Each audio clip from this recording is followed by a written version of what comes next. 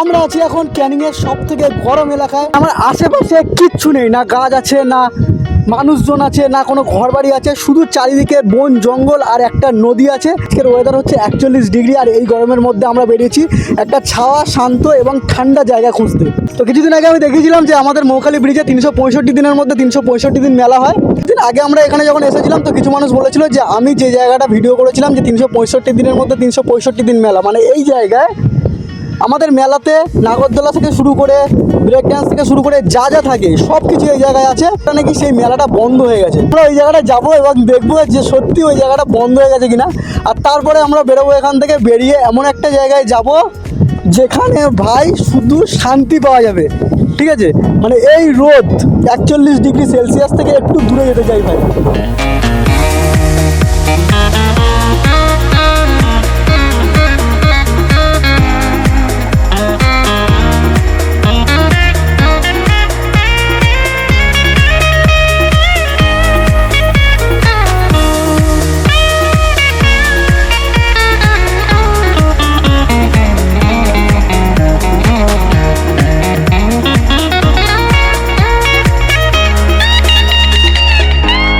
ব্যাপারটা হচ্ছে আমরা এখন আছি সেই জায়গায় যে জায়গায় কিছুদিন আগে পর্যন্ত আমরা দেখেছিলাম যে এখানে না কারেন্টের নাগরদোলা ঘুরছে, আর আমি তার ভিডিও করেছিলাম। তোমরা আমার ডেসক্রিপশনে এই লিঙ্কটা পেয়ে যাবে, আর না হলে আমার চ্যানেলে গিয়ে একটু আগের দিকে দেখবে যে আমি সেই ভিডিওটা করেছিলাম। এখানে 365 দিনের মধ্যে 365 দিন মেলা হতো। এখন শুধুমাত্র আমি এখানে দেখতে পাচ্ছি যে নর্মালি যে ওই যে বাচ্চাবেলায় আমরা চড়তাম না বাইক, গাড়ি, হাঁস, ওইগুলো আছে। বাট এখানে টেডি বিয়ার থেকে শুরু করে ব্রেক ডান্স থেকে শুরু করে ইভেন কারেন্টের নাগরদোলাটা অবধি এখানে নেই। এই জায়গাটা থেকে নিয়ে গেছে, এটা আমি শুনেছিলাম, সেটা সত্যি কথা। তো তোমাদের জানানোর দরকার ছিল, কারণ 365 দিন মেলার যে ভিডিওটা করেছিলাম সেটা দেখে অনেকে বলেছিল ভাই আসবে এখানে, এসো না ভাই, সব শেষ হয়ে গেছে এখানে। ঠিক আছে, চারিদিকে কিসের জন্য শেষ হয়েছে এটা বলা যাবে। ঠিক আছে, হ্যাঁ ওই সামনের দিকটায় ব্রেক ডান্সটা এখনও পর্যন্ত আছে, তোমরা চড়তে পারো, বাট চলছে কিনা আমি এখন শিওর নয়, রাত্রিবেলা আসলে বুঝতে পারবো। এখন যেটা দরকার সেটা হচ্ছে এই গরমের মধ্যে আমরা একটা জায়গায় যাব। আমি কোনো দুঃখ পাচ্ছি না, ঠিক আছে, কিছুদিন আগে দেখেছিলাম চলছিল, এখন চলছে না, সেটা আলাদা কথা। এখানে আসো। এ লাইট মার, क्या बोलूं मैं? এটা গোবর। क्या बोलूं क्या मैं?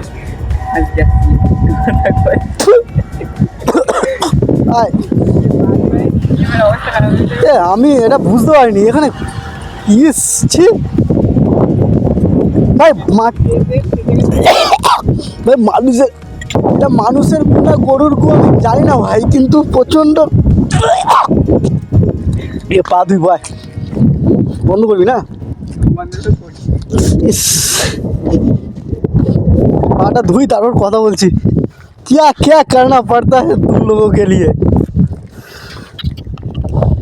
इस নদীর জলে আমার মনে হচ্ছে এটা গোবর, মানুষের গু নয় এটা। ইস,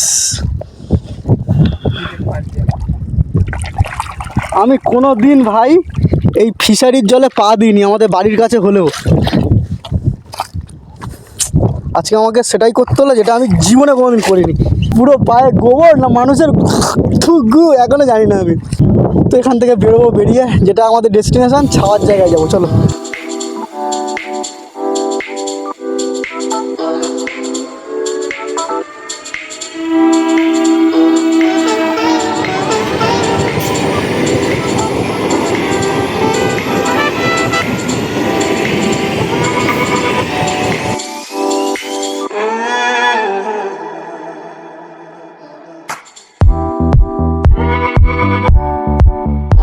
আমরা এখন বসে আছি ক্যানিংয়ের সব থেকে ঠান্ডা এলাকায়। এটা ওয়ান অফ দ্য বেস্ট ঠান্ডা এলাকা, শুধুমাত্র আমি বলছি, বাট ক্যানিংয়ের সব লোকের মতামত তো সেম হয় না। আমি বলছি তার কারণ হলো যেদিকে তাকাবে শুধুমাত্র গাছ আর গাছ, ঠিক আছে, আর সামনে একটা হালকা ফিশারি টাইপের নদী টাইপের, একটা পুকুর, নদী, খাল, বিল যাই বলো, একটা জলের একটা ব্যাপার আছে। এখান থেকে ঠান্ডা হাওয়াটা মুখের উপরে লাগে, তাই ব্যাপারটা একটু শীতল শীতল আছে। বাইকটা ওখানে ল্যান্ড করিয়েছি, করিয়ে এখানে বসে আছি। শুভ এসছে, শুভর ভিডিও শ্যুট করছে। শুভ ভিডিওটা শ্যুট কর দিকে একটু। শুভ ইউটিউবার, ঠিক আছে, ওকে আমি ইউটিউবার বানিয়ে দিয়েছি। হ্যাঁ শ্যুট কর, বল হ্যালো গাইস বল। এই ক্যামেরার সামনে আসতে লজ্জা করে, তাও তোর ক্যামেরার সামনে আসতে লজ্জা করে। তুই একটা কাজ কর, একটা চুড়ি কিনবি। না ওটা কিনবো না। আরে করবো আসতে। সব সময় মনে রাখবি ক্যামেরা, ভিডিও, ফটো ঠিক আছে, এইগুলো এমন একটা জিনিস না, মানুষজন চলে যাবে, সব কিছু শেষ হয়ে যাবে, কিন্তু এইগুলো মেমোরি হিসেবে থেকে যাবে। Yes. This is the motivation of my life. হচ্ছে এই জায়গাটা এত পরিমাণে হাওয়া আছে যে তুমি তোমার গরম পরিবেশ থেকে অনেকটা দূরে চলে যাবে, তোমার মনেই হবে না আর তুমি গ্রীষ্মকালে বাস করছো। এমন নয় যে এখানে বরফ পড়ছে, বাট এমন যে 41 ডিগ্রি সেলসিয়াসও এখানে 25 ডিগ্রি সেলসিয়াসের ফিল নেওয়া যায়। তো আমি এখানে একটা বালিশ নিয়ে নেবো, নিয়ে হালকা করে একটু ঘুমিয়ে নেবো। বালিশ না, জুতো জুতো। আরে এটাই বালিশ, তো গরিব মানুষের জুতো বালিশ সব একই। জাস্ট এবারে ওপর থেকে আমি মিস করছি, ওই ডাবটা এসে আমার মুখের উপরে পড়বে, মুখে ধাস করে পড়লো, ব্যাস খতম, কাহানি শেষ, এখানে সব শেষ। তারপরে কালকে থেকে আর ভিডিও আসবে না। জাস্ট গাছগুলো দেখো গাইস, উফ বাবা, হাওয়া তো হাওয়া, এটা হাওয়ার বাবা। এই জন্য বলেছিলাম ক্যানিংয়ের সব থেকে শীতলতম এলাকা। আর উপরে মেঘ আর সূর্যের অবস্থাটা দেখো, যেন মনে হচ্ছে না অ্যাস্থেটিকের 14 গোষ্ঠী ঘেঁটে। মানুষের কত রকমের শখ হয় ভাই, গরমের সময় কি সুন্দর এখানে বসে আছি, আমার বাইকটা নিয়েও এখন বাইক চালানো শিখবে, কোনো লজিক হলো? ঠিক আছে, চাবিটা অন কর, চাবিটা অন কর, চাবি চাবি চাবি, এটাকে চাবি বলে, ঠিক আছে অন কর। আবার চাবি অন করতে পারে না, বাইক চালাবে। নিউট্রাল কর, নিউট্রাল কর, ওপরের দিকে, হালকা ওপরের দিকে মার, হালকা চোদার করেছিস। প্রথমে বোঝ, এটা হচ্ছে কি, এটা হচ্ছে ক্লাচ, এটা হচ্ছে ব্রেক, এটা চাপলে গাড়ি দাঁড়াবে, ঠিক আছে। আর এটা পিক আপ, এটা বাড়ালে, এটা থ্রটালও বলে, ঠিক আছে, এটা বাড়ালে হচ্ছে গাড়ি আগায়, ঠিক আছে। যত গিয়ার দিবি গাড়িতে তত স্মুথভাবে যাবে। একটা গিয়ার দে পেছনের দিকে, পেছনের দিকে ফার্স্ট গিয়ার, এই সামনের দিকে ফার্স্ট গিয়ার, আমার সামনের দিকে একটা সামনে দে, ব্যাস। এবার হালকা করে ওটা বাড়া, আর হালকা করে এটা ছাড়, হালকা করে আয় আয় আয়, আগা পাতল পাতল পাতল পাতল পাটাতল, ব্যাস চ চ আগা, আরে চ চ, হালকা পিক আপটা বাড়া, হালকা করে,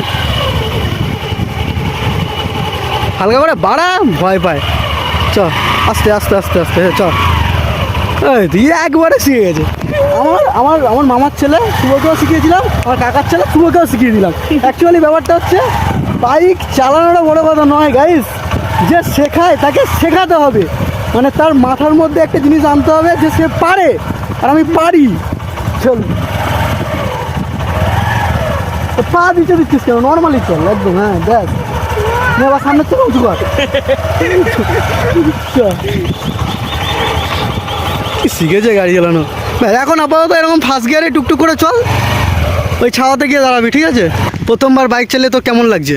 প্রচুর ভালো লাগছে, আমি জানতাম না যে বাইক চালানোর এত মজা আছে, তাহলে আমি প্রথমে থেকেই চালাতাম। প্রথম থেকে মানে মানে যখন জন্মেছিলি সেখান থেকে নাকি? তখন তো চালাতে পারতাম না, মানে যখন ভয় পেতাম আর কি, তখন থেকেই চালাতাম। আর একটা জিনিস জানিস, আগেকার যুগে একটা প্রথা ছিল যে যারা গুরু হয় তাদেরকে একটা গুরু দক্ষিণা দেওয়া হয়।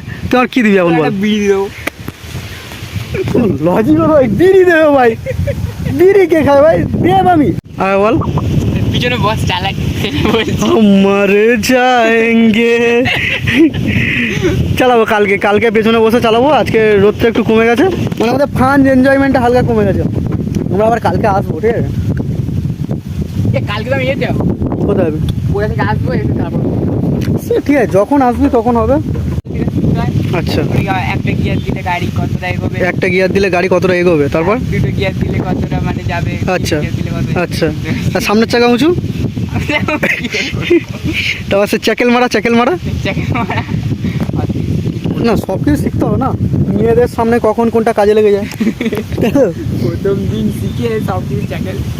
ব্যাপারটা হচ্ছে আমাদের এখান থেকে এখন বেরোতে হবে, প্রচণ্ড হাওয়া হচ্ছে, হালকা রোদ, বাট এই রোদটা গায়ে লাগছে না, বাট এখান থেকে বেরোতে হবে, কারণ হচ্ছে অনেকটা বিকেল হয়ে গেছে। আর শুভ এখন ছুটতে হবে, ও হচ্ছে আর্মির ট্রেনিং করছে, ও হচ্ছে বিএসএফ হবে, ও একটা বড়ো কিছু করবে লাইফে, হ্যাঁ প্রচুর ছোটে 5-10 কিলোমিটার করে একটানা ছুটে দেয়। আমরা বেরোবো, চলো বাড়ির দিকে যাই, তারপর দেখি বাড়ির দিকে ঠান্ডা জল ফ্রিজে ট্রিজে পাওয়া যায় কিনা। তোমাদেরকে তো বলাই হয়নি যে তোমরা যারা ক্যানিংয়ে থাকো তারা কীভাবে আসবে এখানে। না এটা কোনো আমার রিভিউর ভিডিও নয়, যে হয় না যে আমি একটা দোকানে গেছি, চাউমিনের 2 টাকার চাউমিন কিনছি, কিনে খাচ্ছি, খেয়ে তোমাদেরকে বলবো যে শিয়ালদা থেকে নেমে 10 কিলোমিটার দূরে এখানে তোমার চাউমিন পাবে না, এরকম কিছু নয়। বাট যারা ক্যানিংয়ে থাকো তাদেরকে একবার বলবো যে ফার্মে এসে দুপুরবেলা খাওয়া দাওয়ার পরে এখানে যদি তোমরা বসো, আমি বসি, ঠিক আছে। যদি আমি বাড়িতে থাকি, অফিসে না যাই, তো আমি বসি। তো এই জায়গাটা তোমরা একটা জিনিস পেতে পারো, যে বাড়িতে যাদের এসি নেই, যারা গরিব, আমার থেকেও গরিব, মানে আমি তো পৃথিবীর সবথেকে গরিব, যারা আমার থেকেও গরিব বা আমার মতন গরিব, ঠিক আছে, তারা এসে এখানে ফ্রিতে ন্যাচারাল হাওয়া খেতে পারো।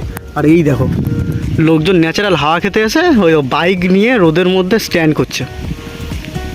उफ कैसे कैसे लोग रहते हैं यहाँ पर भाई।